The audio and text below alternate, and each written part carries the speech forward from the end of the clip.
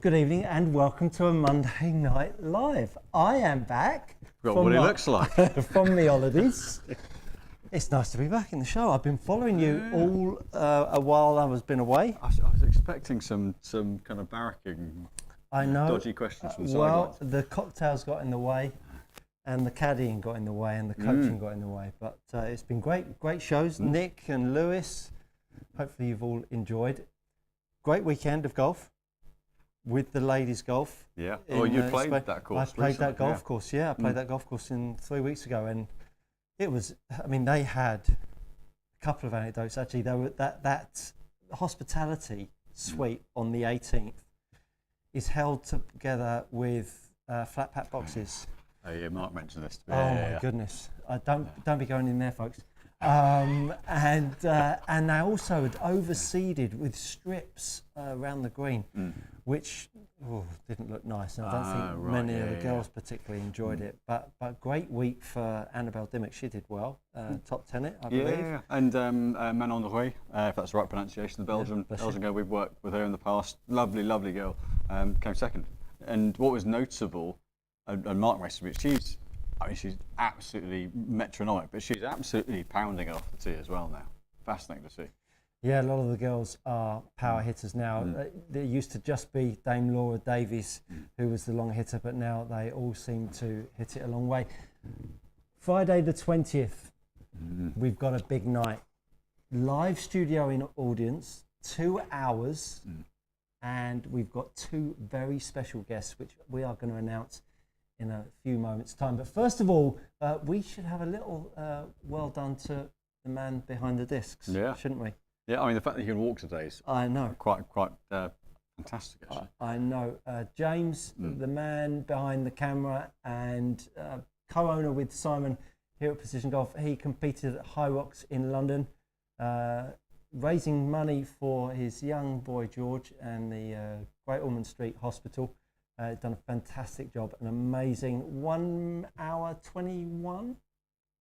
Very good. I took it all in his stride, even had a pizza on the way around. So full support. He was smiling at the end. I mean, that was vaguely disappointing. I know. I was hoping he was going to be retching and vomiting and looking like death. But actually, he wore it well, did his training really well. Right. Still just a 20 minutes slower than the other arm. Okay, not that Kate's mentioned that at all. If you, James is raising money, as I just said, for Great Ormond Street Hospital, a fantastic charity and hospital. The opportunity to donate, I'm sure James will be able to pop up the link. Thanksgiving. That was in America last week. Yeah, that was America last week. Just Giving page. Click the link and donate heavily. Would be welcomed. So, who's going to be on the show on the 20th? Well, we have got a couple of tour pros on. Oh, have we? Yeah, we have got, coming on anyway. Yes, and I believe... co-host as well, we have a co-host. I know, it's a star-studded audience and a star-studded cast, that's the word I was looking for. We have got the mighty Charlie Hull, he's going to be joining us for 2 hours, and DP World Tour winner Todd Clements is going to be coming and joining us for the show, and Sky Sports' very own Henny is going to be joining us to co-host the show. If you would get some order to the proceedings. If you would like to come and join us, you can do so by emailing Stuart at precisiongolf.co.uk or Simon at precisiongolf.co.uk and book your place.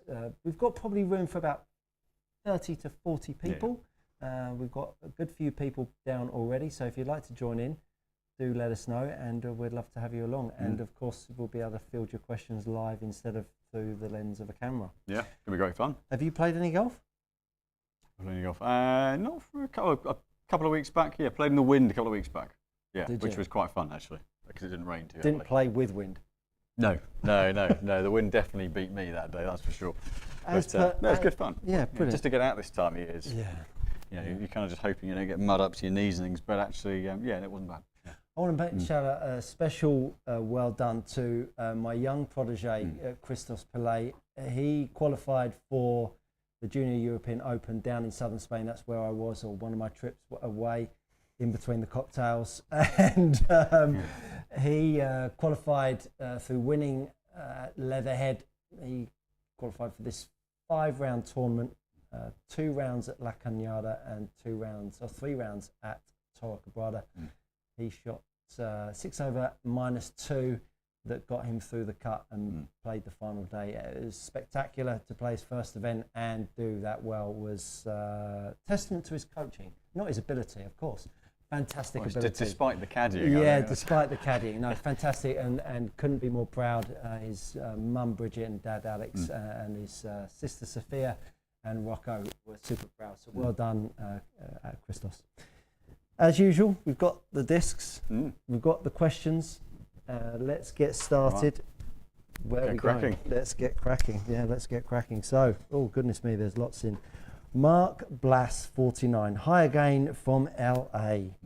Can you help explain balance point of a shaft and how it affects spin, face rotation? Is it the same as swing weight? Love the videos. Have been binge watching older videos. Love to hear. Oh, well, in LA you get better weather than us, so you can be out playing instead of just binge watching. But it's similar but different to swing. So swing weight is it's linked to the balance point of the shaft, but it's also how you feel the club head and when the club head comes through. The balance point of the shaft really governs, as you build speed, kind of where the mass in the shaft is and how that impacts how the club kind of drops into plane, how you're hitting against it essentially. And swing weight forms kind of an addition to this as well in terms of how you and the club interact. So ultimately, you can't kind of make up for one being incorrect with the other. By that I mean you can't have a high balance counterbalance shaft and a heavy head just to create a swing weight and it be correct if you need the balance in the bottom half of the club. So it's about how the weight flows through the whole club. So you're using the balance point. If you're someone who struggles to get the club squared up, then generally speaking, a higher balance point means that you haven't got to put as much energy into fetching the club head, so the club comes with you. Whereas if you're someone who kind of pulls hard on the handle and tends to over-rotate the club head, a heavier balance point down the bottom end helps to just create a little bit more of a lag and a drop and gives you something to hit against.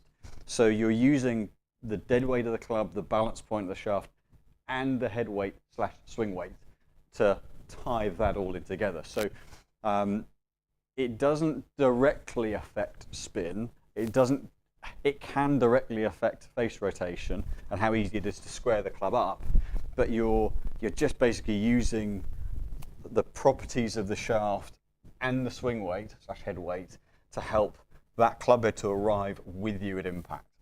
So in a nutshell, as a simplistic way as I can describe it. Nicely done. Not an easy one to summarize in a small amount of time. James Ferguson, hi. Question for Simon. I have a dollar taper light KBS 120 shaft in Cobra Tour irons. I'm consistently missing to the right. If not a bit slicey, I have a set of pings with KBS Tour 120, both flex. I'm thinking of pulling the shafts and swapping them over, or is the difference negligible between shafts? I think I'll have to come up in the new year for a shafting. Always good for shafting. So, I just double check. Was it dollar taper light? Dollar taper light KBS 120. Okay, so the dollar taper light in the stiff is lighter than 120 grams. That's the dollar taper stiff flex. So if it is the dollar taper light, then that's going to be more like 100, 110 grams, 105 grams. So the lighter weight could be what's making you miss it right. So in the same way that balance point affects how you move the club down, if heavier club can actually create I hate the word release, but can help pull you through the ball and create a release. So if it's too light, you can always end up steering it outright, and the extra weight can end up taking you through, actually the momentum pulling you around. So if one set is working noticeably better than the other, then chances are, if it is the dollar taper light to the KBS Tour 120, then there is going to be at least a 10 to 15 gram dead weight difference. So strong chance that switching the shafts over will help, but if you want to be 100% certain, pop up with them, let us have a look, and we'll give you the answer. If you're just tuning in, we do this every Monday night, 6 p.m. We've got a very special show, Friday the 20th of December, live studio audience. If you'd like to be a part of it, Stuart at precisiongolf.co.uk. We've got Charlie Hull and Todd Clements and Henny from the Sky Sports. Yeah, and us. Have you got your Christmas sweater lined up for it? You wouldn't see me dead. I wouldn't see me dead in a Christmas sweater. We might have to be dead then. Yeah, I can't be wearing a Christmas sweater. I will have I bet you've something got about Christmassy eight. to You've wear. got eight. No, I have one with a dog on, which I won't be wearing. There's a new one en route. No, I'll get one. Can you compare a Modus 120 stiff against the Modus 105X stiff? Yes. Off he goes. While he does that, I will nip over to my channel and answer a question. Doug, good evening, Doug. Nice to have you along. A message for Stu. Before I discovered your channel, my handicap was heading in the wrong direction and I'd given up trying to stay in single figures. I end the season with a handicap that starts with an 8 and now have the passion to go lower. Thanks again and good to see the dynamic duo back together. You are very welcome, Doug. Thank you so much for that feedback and insight. Kev T, evening both. Welcome back, Stuart. Thank you, Kev. Could you demonstrate what you consider the correct distance you should stand from the ball at address with a driver? Cheers. Kev, I can do that for you with the aid of Simon's driver. For me, I'm always talking about the opposition of trying to stop this handle from trying to push itself up into the sky. When we stand to the golf ball with a shaft somewhere near 45 degrees, that head is trying to pull itself to the ground, which means that that handle is trying to push itself up. So I always like to see the handle sit directly underneath my chest, underneath my shoulders. So in terms of a distance between groin, shall we say, and butt of golf club, you're going to be different for anyone. But principally, if you can imagine me trying to hold Simon's head under the water. It's an interesting visual. You've been thinking about that for the last 3 weeks. Trying to hold a float under the water, that pressure that I'm trying to force directly underneath my shoulders is where I'd like to be. And that is the same for all golf clubs. I don't like to see people standing taller with driver and more bent over with a wedge. So get yourself in the bath or the swimming pool in your back garden and push the float underneath it. And that's where you really want to see the gap between the butt of the golf club and you. Hopefully that helps. It's interesting with that, because actually, yeah, you want to be athletically positioned no matter what club you're swinging, whether it's driver or wedge. 100%, So whereas, yeah, 100%. there's no need to be. In old money, there was always where you stand a bit taller for a driver and then hold it forwards, and then you stand a bit more over it with a wedge. And then you go that with a driver. Yeah. Nastiness. Yeah, nastiness. Yeah. Nasty. So right, we have the Modus 105X first. So I'm gonna, when I switch them over, I'm gonna have a look at the swing weights. This one's D2. So Modus 105X actually swings more like 110, 111 grams. So so it's heavier than you might think. The Modus series, the 120, the 105s, go about 4 or 5 grams up or down between the flexors. So it actually gets fairly solid in terms of weight. Balance point is very much in the bottom. The profile of the 105 or the 120 is the same, softer handle, stiffer tip. So we'll start with this. How many balls have you hit tonight? I did hit about 15 to get my back moving. Did you? Got it. Doesn't look like it is that successful because that's gone left and I flipped it. But yeah, oily. so launch was good contact, 17.5 launch, 4,850 on spin. So that's a pretty solid contact. I'm going to quit while I'm ahead on that one. Certainly, it's still a solid feeling shaft. The X-Flex might make you think, well, of course it's going to feel stiff, but the Modus 105 and 120 being softer on the handle never feel overly harsh. But gives me a decent bit of feel for the club head. I'll swap this over. Is that a new little top you're donning there tonight? I've had it a little bit. It just doesn't come out that often. Yeah, no. Yeah. Nice little. I just thought I'd go bright tonight. Nice little pillar box red. Like that. Yeah. I like that. Thank you very much. Nice. Yeah. Ralph Lauren as well, huh? With, Jennifer likes it as well. Jennifer. Yeah, Jennifer always compliments me on this top. Yes. Very kind. Yes. So the Modus 120, switching that in, swing weight D2.5. So although the dead weight of the shaft on the 120 stiff is 114 grams, so it's only a few grams heavier. The swing weight's up just a little bit. It's just structure a little bit more stout in the bottom end. Swings, you can definitely feel in the pickup, you can feel that a little bit more guts in the bottom end of the shaft there to kind of validate that heavier swing weight. And definitely got to fetch the bottom end of it through a little more. I've got to work a bit harder. So nearly as well hit. Slightly higher launch, so I've got a little bit more underneath it, 18, but 5,098. So just about 300 revs less spin for me with this shaft, but I've got to work harder to square it up. So they actually blend. You can go between the 105 and the 120. There's quite a consistent progression of weights, but as you go to the X to the R to the S, there's a bit of an overlap there. So you can blend up and down quite successfully into the 4 or 5 gram jumps, but the 120 will just swing a bit more heavy and feel a little bit more solid as a result. My sister's going to be here for the 20th by all accounts. She's trying to come for the 20th. Which You seem absolutely thrilled. I'm not. Yeah. As long as she'll Mr. throw. Satterfield's not here as well. I know. My sister will throw me under the bus. You could be sure about that. Anyway, we'll make sure she's got a mic. Exactly. TTSJB. Good evening, gents. Good evening. I'm not going to repeat that. Just want to say a huge thanks for the quick turnaround on my driver and forward through Nick. They really are X-rated. Fantastic to hear. Great stuff. Guy Harrison. Evening, gents. Looking forward to a full bag fit booked in February. Recently changed grips to MCC +4 mid-size, 66 grams. I mean, people, how do they know that they're 66 grams? It's amazing. It's on the website. Oh, okay. And strike angle of attack has got shallower. 6 iron is at 45 degrees dead weight. Can you recommend any lightweight mid-size grips to try? So if you're trying to keep a similar size, then Lamkin, the Sonar Plus series, they're nearly as big in the bottom hand. You can actually build up the bottom hand a little by an extra layer of tape or so to match the sizing. They're going to be about 57 grams. In terms of keeping that size, I mean, you can, if you want to go much lighter, then the Jumbo Max, the Zen Lights, they keep a bit of tackiness to them. They're kind of more like an Ionic in terms of feel.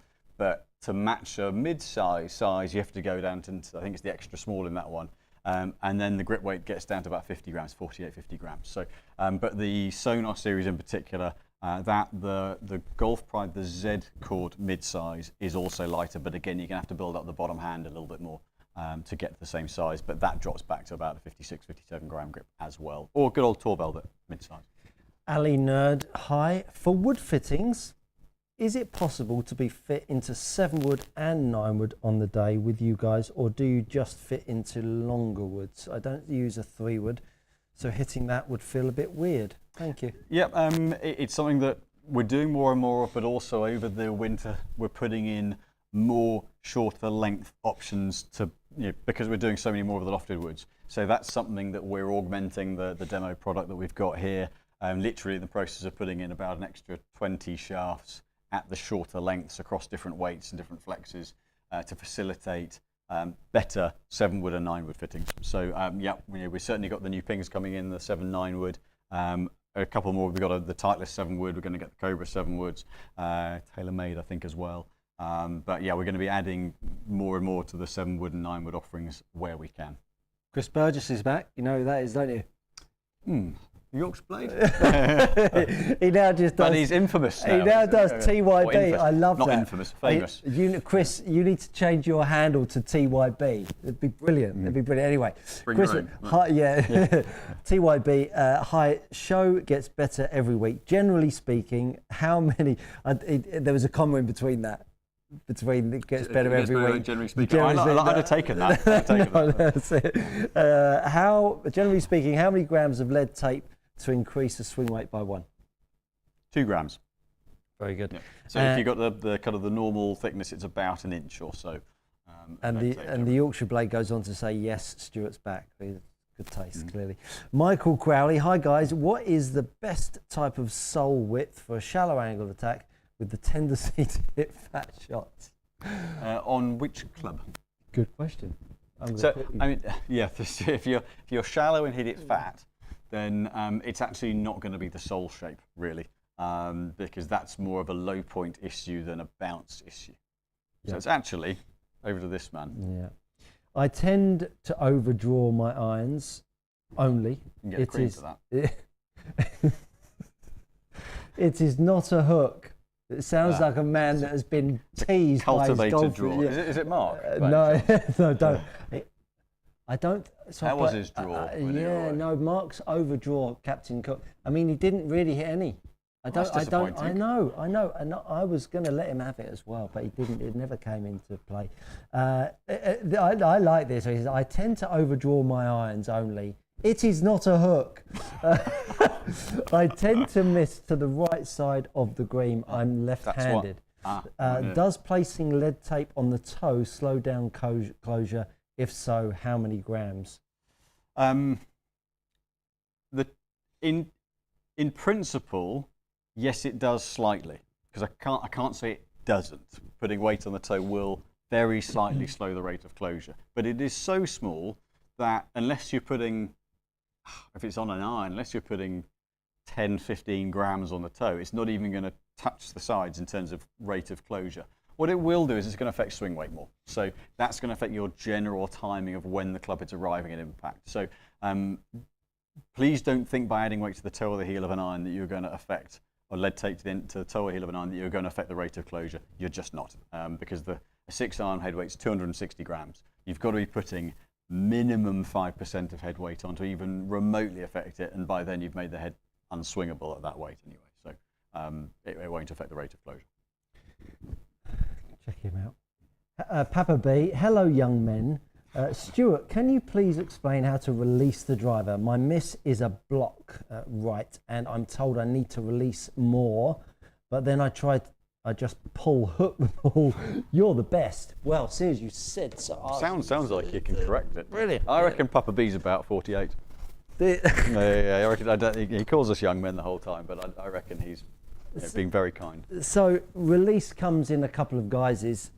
One is toe down. So that's turning it over, and the loft of the golf club is pointing to the floor. Now, to do that, the right side, the right forearm rides a little bit high and usually starts to occur at this part of the swing here. And because of that, that usually drags the path to the left, and therefore your path goes left. And then because you've closed your club face over, you've then got yourself a pull draw, which I can demonstrate nicely for you if you want me to. So there's the club face going over this way, turning it down, and so you get that face unloading, which gets that ball winging its way down the left, and there's the pull draw. So I've got a path down to the left with a face to path. Oh, path was only 0.1 left, but the face to path was close to it. So there's your pull draw. Technically, it was still left. It was still left. The other release pattern is trying to make the club head feel like it unloads with loft.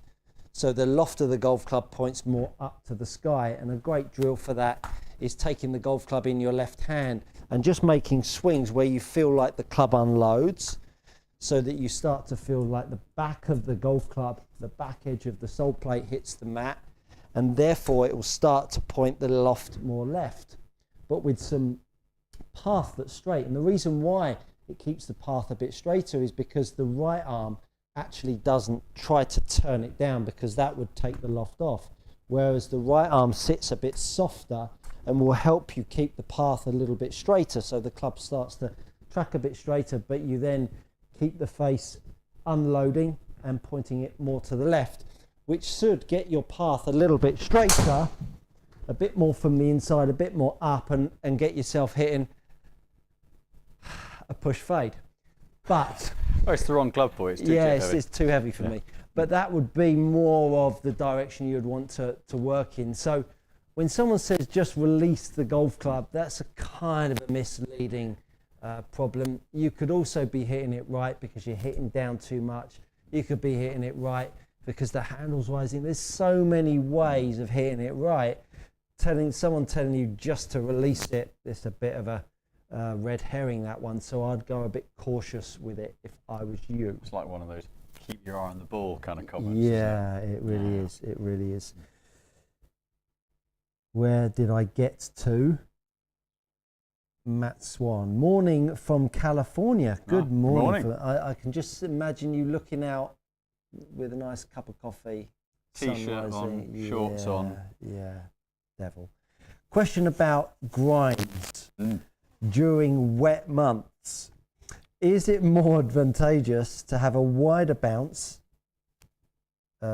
in soft or wet conditions, such as a K grind, happy holidays. Thank you again. Yeah, You're welcome. well, and I hope you had a good Thanksgiving last week. Yeah. Short answer, yes. There are two ways that bounce. I'm going to get a couple of wedges whilst I do this. Bounce away, Simon. Bounce away. Lots of questions coming in. Nice to see so many of you on. Feel free to give us a little like while you're watching and a share with your friends. That would be hugely appreciated. So there are a couple of ways that bounce is implemented. One is in width. So this is the K grind that Chris was talking about. So nice wide sole, but a gradual progression of bounce. And then on the Vokey, this is the D grind. So you can see it's peaked up higher here and then trails off at the back edge. So bounce takes effect both in the actual angle of peak and the width. So you can go higher bounce, higher effective playing bounce by having a wider sole without going higher angle, or you can go higher angle and not need to go wider. So if you tend to be a slightly shallower delivery, but you want a little bit of back edge protection, particularly if you've got a slightly softer turf type or kind of thicker grass, then going the K or the low K even will give you a little bit more to play with in terms of gauging the sole depth, gauging the strike depth. Over here in the winter time, the problem we have is that then the bunkers get really packed down. So if you go wide and you're trying to play a soft bunker shot, then the back edge catches and kicks. So over here you might want to go higher bounce by going into more angle but then trailing the back edge off. So there are two kind of ways you can do it. If you're steeper, you need the angle, and if you're shallower, the wider is a good way to go. But both are valid, and you know, it really, I mean, the short answer is yes, but I'm not very good at giving short answers. But yeah, both are valid depending on how steep your angle of attack is or how much you de-loft. So they're both options, just depending on where your low point is and how you get there. A big thank you to Niels Axelson for a very generous donation to the Just Giving page for James's pledge to Great Ormond Street Hospital. So thank you so much for that, Niels. Very, very kind of you. Noel 1988, evening gents, good evening. I'm using Kai 2 White. Kylie. Okay. Kylie, I'm going to guess. Kylie White, yeah. The shaft is a little hard work. Just wondering, what is smoother shaft my swing speed is? What is smoother shaft my swing speed is? What is smoother? What is a smoother shaft? My swing speed is 100 to 102 miles per hour. You've missed this, haven't you? Got there eventually. I mean, the Kylie White in the 70, I think. Should have turned up to school. Is more of a. I mean, the white profile is stiffer tip, and in this case, it's heavier in the tip end. So it is quite a lot of shaft. Now you can make it a little smoother by bringing the balance point back up and going a less tip heavy shaft, but at the same weight. And if you want something that retains a load of stoutness and stiffness in the tip and a lower spin profile, then the new Diamana Blue series, that's a much more evenly balanced shaft. Gives you a little bit of kick in the middle, but stable at the tip, but will swing a bit lighter in terms of balance point. Or you can go a little bit lighter, so drop it down to kind of mid-high 60s. You could go into the Kylie White in the 60, but it depends how much weight you'd want to drop for that. That's the kind of thing that does need a bit of testing. But you know, both options are viable ways of making the club swing a little bit easier. I had a bit of a thing for Kylie Minogue. The link for Just Giving page is just been highlighted there by James. Do feel free to go over there and empty your bank account. Evergreen is Miss Minogue. Yes, she really is. She really is. Niels Axelson would have loved to join you for the Christmas fun. We would have loved to have had you here, but it is a bit far from northern Copenhagen. We'll pull out a glass of Glog Xmas drink and enjoy the show from remote. Niels will probably have, I'm assuming, might have snow. It might actually be a wintry, Christmassy outlook for him, whereas here we just get, if it does snow, we get slush. We're going to have to set, I think we need to set a winter scene up here, James. Hey, a little bit of a winter scene, a bit of snow on the sides. Just saying. Possibly. Just saying. Or like this bit. Yep. Let's not talk about that. Sorry, low blow. Low blow. Joseph Worthley noticed many Srixon sponsored pros playing other drivers. Interesting. Keegan, Ping, Brooks, TaylorMade. Are Srixon drivers not so good? I think you've seen Shane Lowry using one, Brooks Koepka using one, Hideki Matsuyama using one. So it depends what kind of contract they're on. A lot of the Srixon players might be contracted just for irons or for the ball, or so it depends what kind of deal they're on. But their top line players are actually have been playing the driver. The LS in particular has been a really good head. Next year's models I have hit, can't talk about them, but they're really solid as well. But it is certainly, I think, where Srixon have had their strength has been in the irons, obviously Cleveland wedges as well. Their irons have been fantastic for a number of years, and that I think is where most of the players have gone over to them for the irons, so that's why you're seeing them in those. I mean, Scotty Scheffler using the driving iron in his 3 and 4 irons, so if he's using them, then that says something about the quality of the product. That's very interesting. David Smith, hi guys, looking for a utility 4 iron to complement my T200 fitted by Precision Golf with NS Pro 950 Neo as ping 430 7-wood flying too high in the windy conditions at Dunstable Downs Golf Club. Lovely golf course. I don't think there was a question in there. Wanting to match a driving. I mean, you can go. The T200 does do a driving iron, so you can build it as an extension off the irons and just literally match that and blend that through. One way of doing it is potentially to drop a little bit of shaft weight if you want to make it a bit easier to swing, either in a slightly lighter steel or into a graphite.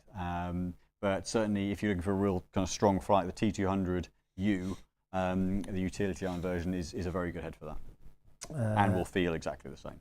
The left rough. TPI had a video with Iona Stephen standing closer to the ball as a drill for early extension. Can you explain how this works? If you do this and shank, is that due to early extension? Well, let's have a little. This would be one of my most feared drills. Yes. So, first of all, there is no shortcut to early extension. Standing close to it will probably give you more pain than help. So I would, I know Iona, I would respectfully, and Dave Phillips, I would respectfully to back away from that drill and go searching what is causing your early extension. The trouble with standing this close to it, I mean, I could stand uber close to it and still not hit it out the shank by just picking the golf club up and swiping across it. Sorry? I couldn't. You know, I mean, I'm standing super close to it, lift it up, swipe across it. Oh, that one not so bad. And so my point is that won't fix your early extension. What you're better off doing really is trying to sense how much more forward bend you've got in your body. But the trouble is that when you're trying to create more forward bend in your body, which is getting rid of your early extension, the gap between the handle and the ground from early extension to no early extension has made your club head now hit the floor too soon. And so the biggest problem, or the biggest hurdle for fixing early extension, is making a golfer unload the club on a more horizontal plane, because they've been unloading the club more on a vertical plane.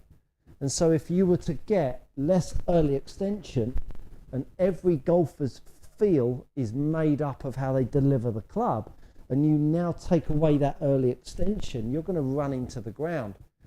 So you need to find where your problem is with early extension, and then you need to start to feel more comfortable with getting the handle closer to the ground and not hitting the floor. So early extension is a toughie to fix. Just standing closer to it, bless Dave Phillips and bless Iona, but that is not going to just sort of magically get rid of your early extension, I'm afraid. Yeah, one of the biggest causes of it is Iona is, she's pretty mobile, good shape. A lot of people sit at a desk all day, and if you haven't got mobility here and flexibility, then your early extension could be because you've got tight hamstrings, tight lower back, and standing closer to it isn't going to touch the sides because you're still not going to be able to get cleared and out the way of the club. So as you say, it's just could be fighting a complete losing battle. cross the line at the top when the shaft points to the right of target is a really strong attribute to early extenders. And so Iona is quite heavily crossed over at the top, drops the handle down in transition and drives the handle out to the right, which is what causes her early extension. So for Iona, you would want to get her more laid off at the top, which would help her early extension down through strike. That would be a better way to go than just standing closer to the golf ball, in my humble opinion. But look, there's many different views and thoughts on early extension. That's just mine personally. Richard Skinner, hi Simon, what are your thoughts on Vega VSC versus VDC irons for a 9 handicap? Which one would you choose? And are Project X 5.5 shafts regular or firm? Currently play DG 115 stiff. I'll do the second bit first. So Project X 5.5, yes. I think said, are, so if you take the rifle scale of frequency and relate it into where the dynamic golds sit, an R300 dynamic gold is about a 4.0 to 4.3 flex, and an S300 is about a 5.8. So 5.5 Project X is still pretty firm. The only reason you don't see anything softer than the 5.0 is because it's a really firmly designed shaft. Structurally, it's very, very stiff in the midsection. So you're never using it for someone who's not a pretty strong mover of the club. So that's still more what I call a firm, verging on stiff flex of shaft. And at about 118 grams, it's just a few grams heavier than the dynamic gold mid, but the balance point in the mid is much more down the bottom end. But the Project X will feel stiffer because the midsection's stiffer. With the Vegas, really soft material, well-made clubs, been around a long, long time. I think it's DSC to VDC. Ultimately, it depends how much margin of error you're wanting from the club. There isn't a formula of you play off this handicap, therefore you should play this club head. Monty got to world number 2 playing a game improvement categorized head.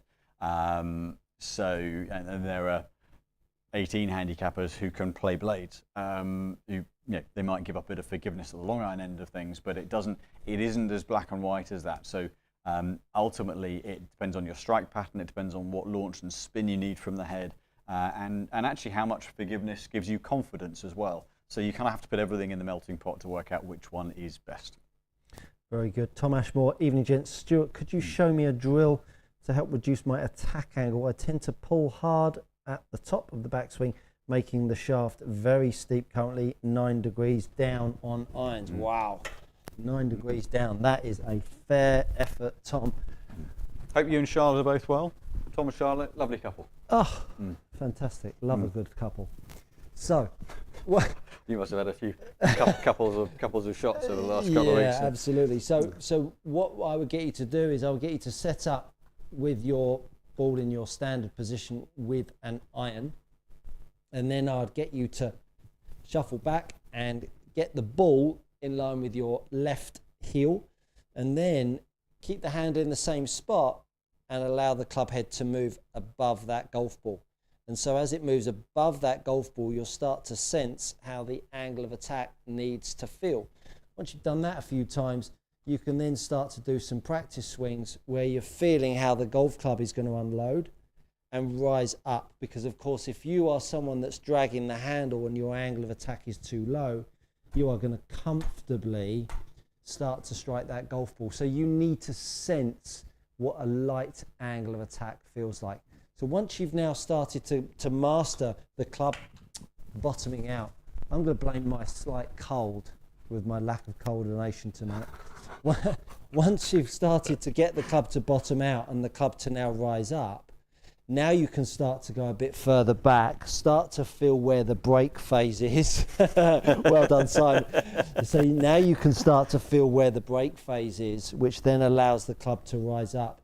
Because ultimately you're trying to feel how this left hand almost breaks down for you and allows that club to swing past you, to allow that angle of attack to rise. As I say, if you're really steep, that's where the handle will be. So you need to really encourage the strike, the feel at strike first, and then start to build up your backswing.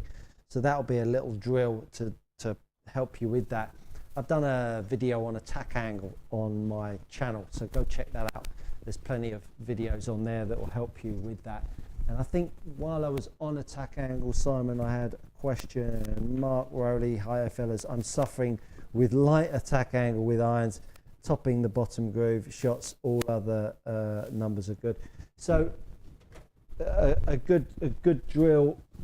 Can we take your bag towel off? Is that fairly easily? Yeah. Perfect. So get yourself a bag towel. Yes, of course, it comes off really easy. Yeah. Here's one we made earlier. Perfect. And what you're looking for, so angle of attack is really just pressure down that way. Angle of attack is all too often seen as trying to make the handle have more shaft lean, or the club have more shaft lean, which really doesn't create more angle of attack. So what you want to do is get yourself a bag towel, put it in your left hand and hold it up into your sternum, and then grab the bag towel with your right hand. And then what you want to do is you want to try to stretch the bag towel out.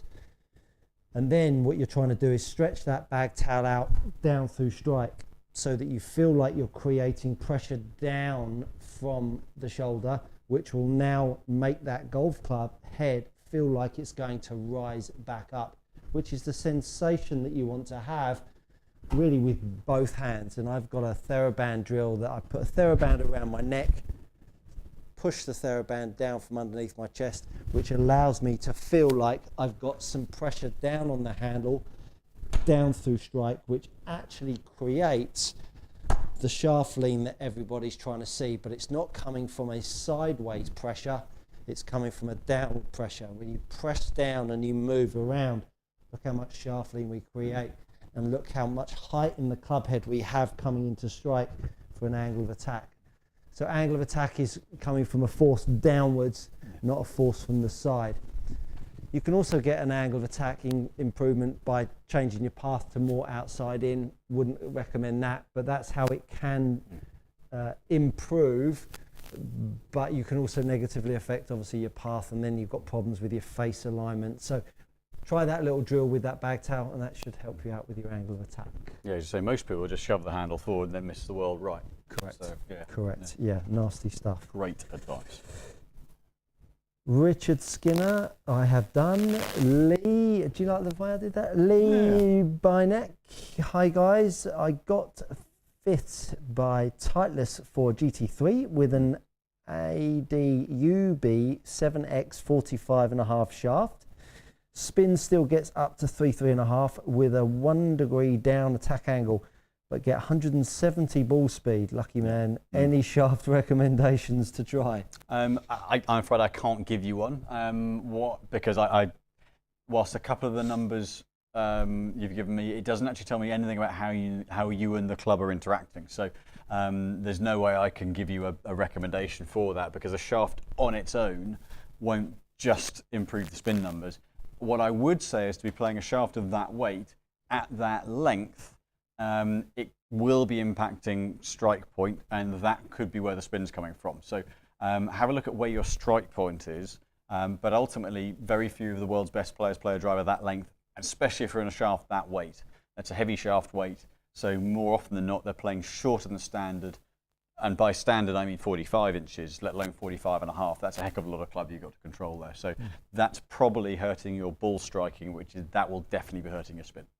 David Elder, Simon, you may have been asked this before, but it looks like you line up out the toe. You are correct. I have been asked that before. Any reason? You know what? It works. I've never suffered with shanks, as you can tell, because I can say the word. But it's one of those. I historically had quite a lot of lateral movement in the swing, so I can only surmise that to get strike, I've just crept a little further away over time. A little, almost like a bit of a string trigger. I pull in a little bit as I'm about to take the club away. But you know what? Hits the middle of the face. So, something like Nick, who one of our other fitters who was on the other week, he addresses it right out the hosel. That makes me want to vomit. So, but it works for him. Yeah. So, yeah. Gary Satterfield, I was talking to Suzanne. Suzanne is my sister. We've decided the big December show is going to be bring your own booze, and everyone has to wear spandex. It's going to be great. I think we'll leave that show there. might have to be on a different day. I think we'll have to put it out might later. have to be 10 p.m. or something. Yeah, absolutely. Where are those clogs? I know. Yeah. Lee Roberts, evening guys, evening Lee. Can I bend my 58 to 56 degree? Currently play PW 47, 52 and 58. Was wanting to go 52, 56, 60. Do have a fairly shallow attack angle and play tighter types of fairways. Thanks. Can you bend it? You can. It'll look offset. So that's one of the things that you are going to notice. It's going to push the leading edge back from the shaft. You're going to see that offset at address, which not everyone likes. It will take 2 degrees of bounce off. So is it doable? Yes. Will it work? I can't be certain. They might be the TW wedges if I'm right. The Tiger Woods grinds. Is it PW or TW? PW. Want to play PW 47. Oh, Pitchwood 47.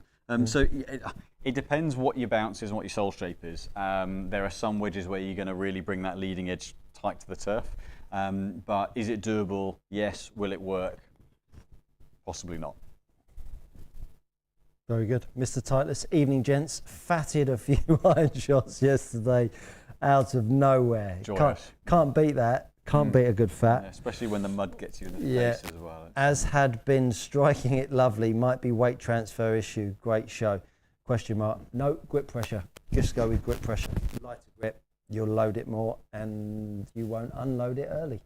That would be the problem best is way you're probably starting to think about it as well. That's always a real no-no.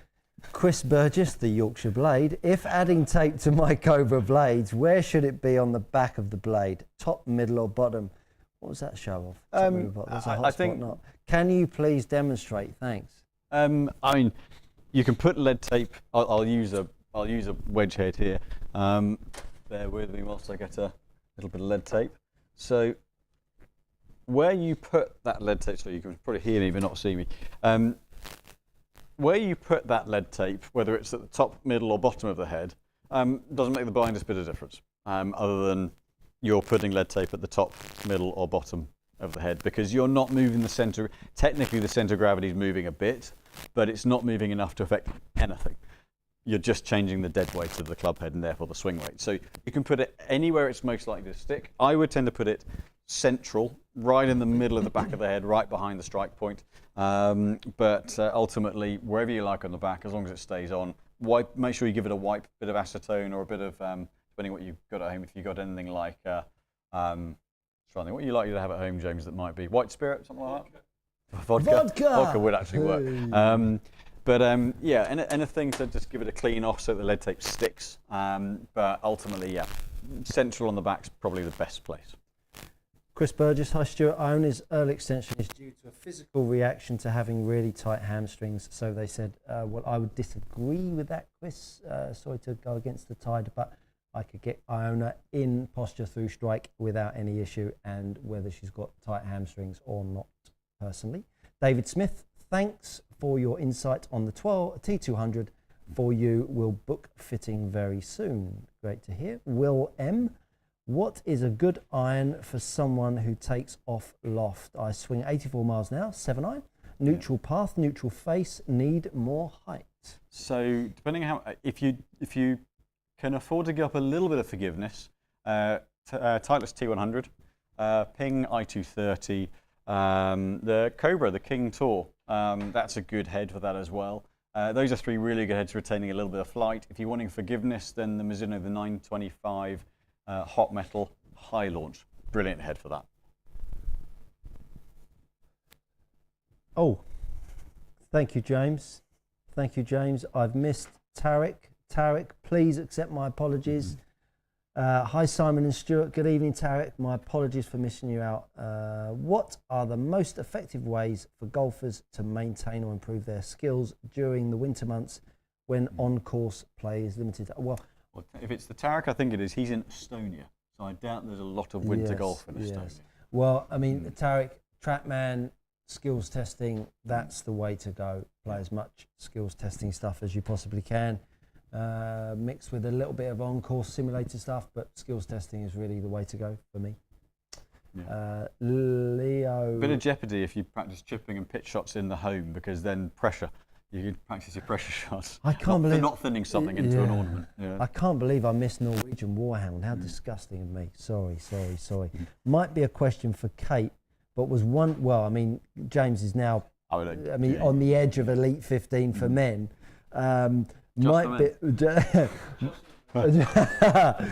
Might be a question for Kate, but was wondering if years of early extension could compound the lead to sciatic issues. Could be I'm 52, going on 82, but curious on your thoughts. But well, yeah, quite possibly if you're loading your vertebrae like that. But I would think of it as unlikely. It's probably actually a better question for Stu, our chiropractor. We'll try and get an answer on that one for you, as I missed you out. Yeah, I was going to say that probably the early extension is unlikely to be the cause of the original, should we say, tightness or injury. It's likely to be the other way around, but one probably compounds the other a little bit. Yeah. If you're practicing a lot, then you're loading up your back a lot, so that's going to have an impact, I think. Yeah, agreed. Mark Howard, hi. Could you explain to me why I'm pulling my irons left? I would love to try. Wedges fine and driver fine. Driver and wedges heavier weights, stiffer, and irons are regular 95 grams, assuming lighter shafts the issue. More than likely. Again, we can speculate on this one, but if you're I think kind of a heavier, like the standard wedge shaft weight is around 125, 130 grams. The standard wedge shaft is at least 115. There are a few that are a bit lighter now. So if you're at 95 in your irons, chances are that if you're hitting your wedges well and pulling your irons, chances are the irons are on the light side for you. So that sounds a pretty good chance of that. Papa B, God bless you, Simon. I'm old enough to be your father, but I can still walk 9 with the best of them. I hope you dress like Darth Vader as well. Yeah. There will be a time, I'm sure, where you can post photos on YouTube. Falcon 15, that's a cracking name. How popular have the golf Is that pride? another Star Wars thing? And it must be. Yeah. What was it? I don't know. James fitted a pistol type to my Marksman a few weeks ago. I'm a right-handed putter, but reverse grip. Accuracy and distance control has been amazing. There you go, James. Very good. You watch, every golfer in the land is now going to be getting that online. Connor Knight, can't wait for my iron fitting on the 28th of December. Best to come in with quad data or not as you use TrackMan? A lot of the numbers are still very relevant. They measure club speed at a slightly different point relative to impact. So quad just before, TrackMan generally just after, and quad measures toe end of the club. TrackMan measures the across the back of the club. So the club head speeds are marginally different. Some of the algorithms on the distance are slightly different, but actually launch angle, ball speed, spin rates are all relevant to have. So data is always a good thing to start with. So if you've got info you can bring in, bring it in. Just if you can bring in averages rather than a massive folder of data, that would be great. We are incredibly excited to announce that on Friday the 20th of December, we're going to be doing a 2-hour show with myself, Simon, Henny from Sky Sports, and the mighty Charlie Hull and Todd Clements will be joining us in the studio. We are doing a live studio audience. If you would like to be a part of that, it starts at 6 p.m. for 2 hours. Friday the 20th, if you'd like to be a part of it, Stuart at precisiongolf.co.uk or Simon at precisiongolf.co.uk to book your place, bring a friend, and we would love to have you here. There's enough room for 40 or 50 people. We've got quite a few down already, but if you want to take those last few spots, do drop us an email. We will need you to be here by 5:30, so bear that in mind. We want to have everything set up. Yes, so, absolutely. Whilst the show starts at 6, we want everything to be here, plenty of time to start, so that hopefully the doorbell doesn't ring once we start. Yeah. No ticky, you're not coming in. No ticky, no laundry. That was it. Andrew Hommant, hi chaps. Have I done that right? No, I've missed out Craig. Craig T, TSR 16.5, fairway. Could not beat my Sim 2HL. Yep. Are GT fairways a big improvement worth trying from what you have seen in fittings? Depends on your strike point. So if you're someone who gets the ball up the face well on your TSR or on your TaylorMade fairway, then they're good across the face, but the big improvement on the GTs has been low on the face. So that was a real area that Titleist were trying to improve on, particularly GT2 flights it up more, but both are noticeably better low on the face. What was the TaylorMade fairway that he's got? He has got TSR 16.5 fairway could not beat my Sim 2HL. So, I mean, the Sim 2 was still a good head. TaylorMade have made some very good heads across the years, and particularly in fairway woods. Going to be a little bit more forgiving. I would suggest that low on the face is going to be a bit better. There's definitely been an improvement from TSR to GT in that respect, and that would be the really be the area I would say where they've improved. So if your strike point's low on the face, then it's worth giving them a test. Very good. Andrew Hommant. Hi chaps, excited for my ZX57 irons arriving in time for Christmas. What can I expect to see in ball flight while I get used to them? Typically a fader and moving from 2 degrees upright to more standard. I'd have to look at the specs of what you had before, but the Strixon's generally very good for ball speed. The 5s pick the launch angle up really well as well. So I'd expect you to see reasonable launch, mid launch, but with a stronger peak to the flight. But without knowing what your previous specs were, I wouldn't be able to give you too much of an indication on what you're going to see, I'm afraid. Very good, very good. Great heads though. Daniel Winterbottom, we're into the last 4 minutes of the show. Really? I know, it goes so quickly. 2 hours is going to go like that as well. I know. I'm worried about our game. We need to up our game. There's going to be some good golfers in the studio, and you're hitting balls every day. Like, he likes to think that. I will be between now and then. Yeah, yeah, me too. I think it should be blondes versus brunettes. I think challenge. True enough. Daniel Winterbottom, hi gents. Enjoyed the tips regarding swings. I get steep at the top. What do you mean by steep? Do you mean high hands? If so, that doesn't necessarily mean you're steep. Swing left with an open face and steep attack angle, but manage to hit it okay. Any advice to make it more manageable? Make your club face more close to your path, and that will shallow you out a little bit more, or think about maybe turning your right hip a little bit earlier in your backswing. Chris Burgess, which wedges have no offset, can't look at offset, makes me nauseous? Miura, a good one for that. Obviously not cheap, but Miura, a good one. I mean, one thing you can do if you really want to take any offset out is go a slightly lower loft and add loft, because that brings the leading edge forward. So if you can get the right grind on it, then you can go a lower loft, add loft, brings the leading edge forward, but adds a little bit of bounce as well. Others with very little offset, the artisan wedges have very little offset. They tend to be more those sort of specialist ones. A lot of the brands have a little bit of offset, just particularly in that sort of neck part. I'm going to put this close to the camera. They tend to have a bit of offset in this part here. I don't want my finger in the way. Hang on, if I hold it there, is that better?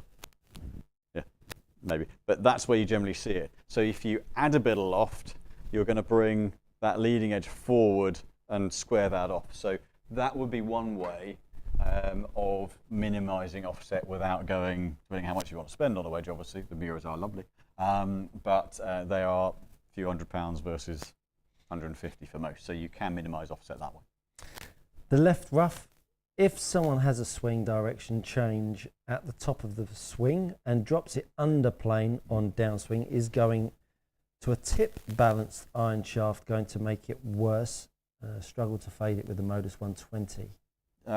Quite possibly, yeah. If you tend to drop it under, then going heavy in the tip end is all it's going to do.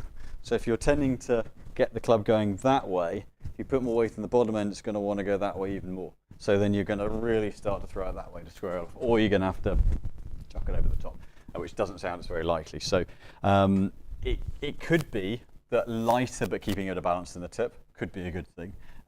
Or if you're in Modus 120, I think I heard you say, then a more neutrally balanced shaft could help. One or other of the solutions is likely to be a good way to go. And our last question of the evening. Andrew Hommant, going from S300 to O-band CT115. My lessons are moving me from a fade to a tad more draw shape. That wasn't a question. Mind you, that's a big change in shaft weight, so yeah, hopefully that's helping you improve.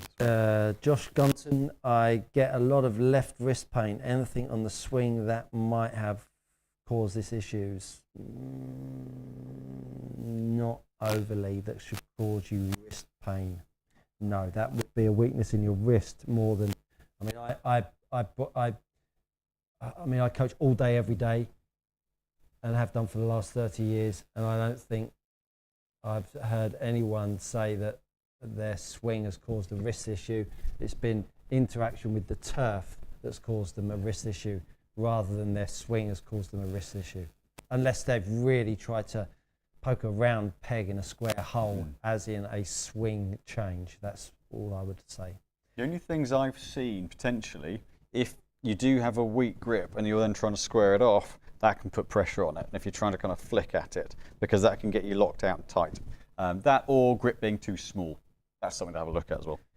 Josh Wright, hope Stuart checks the loft and lie of the iron he has been smacking into the ground all evening. Show tips. That's right, it's mine. Yeah, straighten that up, no problem at all.